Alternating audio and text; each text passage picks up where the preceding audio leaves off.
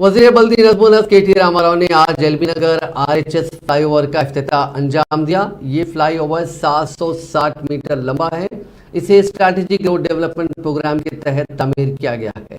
इस मौके पर बात करते हुए रियासती वजीर ने कहा कि पहले एलबी नगर जंक्शन को क्रॉस करने के लिए 20 मिनट का वक्त लगता था, क्योंकि वहाँ पर ट्रैफिक का काफ़ी बहाव है, लेकिन इस फ्लाईओवर की तामीर से वहाँ से गुजरने वाले लोगों के सफ़र में काफ़ी आसानी पैदा हो जाएगी। उन्होंने कहा कि एसआरडीपी के तहत अब तक कई प्रोजेक्ट्स मुकम्मल किए गए हैं। जुमला 35 प्रोजेक्ट्स को इस एसआरडीपी के तहत मुकम्मल किया गया है, जिससे हैदराबाद में ट्रैफिक के बहाव में काफ़ी सहूलत हुई है।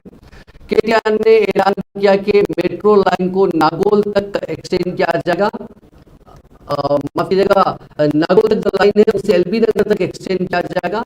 साथ ही हयात नगर और एयरपोर्ट तक इसे अगले मरहले में एक्सपैंड करने का स्टेट गवर्नमेंट तजवीज रखती है। ఎల్బీ నగర్ నియోజకవర్గంలో ఇది 9వ ప్రాజెక్టు మనం ప్రారంభించుకుంటున్నాం। ఎస్ఆర్డీపీలో భాగంగా మొత్తం 12 పనులు ఎల్బీ నగర్ ఒక్క నియోజకవర్గంలోనే చేపడితే 658 కోట్ల రూపాయలతో ఈ ఎస్ఆర్డీపీలో భాగంగా అందులో 9వ పని ఈ రోజు పూర్తయింది। కేవలం 3 మాత్రమే మిగిలి ఉన్నాయి।